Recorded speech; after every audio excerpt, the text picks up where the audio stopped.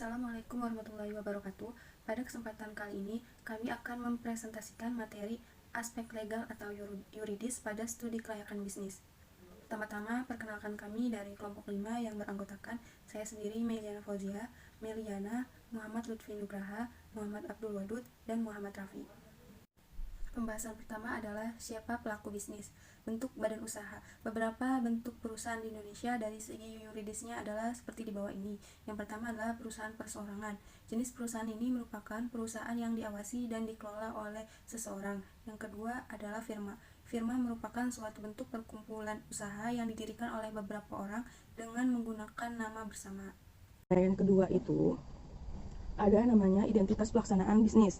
Nah, di identitas pelaksanaan bisnis ini ada kewarganegaraan. Hal ini karena peraturan-peraturan yang berbeda antar warga negara Indonesia dengan warga negara asing dalam kaitannya pendirian suatu perusahaan. Yang kedua ada mencari tahu track record sponsor proyek ini selama menjadi debitur di suatu bank. Yang keempat, jika terdapat hubungan keluarga antar pelaku rencana bisnis, maka harus diselidiki bagaimana mengatur kebijakan hartanya. Titik di mana bisnis akan dilaksanakan.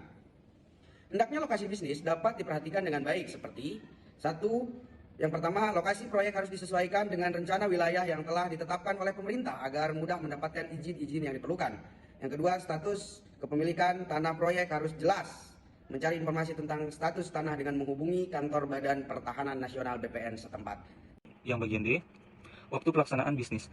Dalam kaitannya dengan waktu pelaksanaan, bisnis tinjauan aspek yuridis terhadap izin pelaksanaan proyek bisnis menjadi hal terpenting yang untuk diteliti. Semua izin harus berlaku dan izin-izin yang belum dimiliki harusnya dilengkapi terlebih dahulu, minimal izin prinsip seperti itu. Kemudian untuk yang bagian E, bagaimana cara pelaksanaan bisnis. Misalnya, perusahaan kekurangan modal untuk menyelesaikan proyek tersebut, meminjam uang dari perorangan atau dari lembaga keuangan adalah beberapa alternatif untuk mengatasi kesulitan itu tersendiri. Kemudian lembaga keuangan juga sebagai peminjam telah menentukan syarat-syarat dalam rangka pengamanan secara yuridis. Peraturan dan perundangan 1 Undang-Undang Nomor 1 Tahun 1995 tentang Dasar Hukum Perseroan Terbatas menjelaskan tentang pendirian perseroan yang antara lain mengatakan bahwa perseroan memperoleh status badan hukum setelah akta pendirian disahkan Menteri.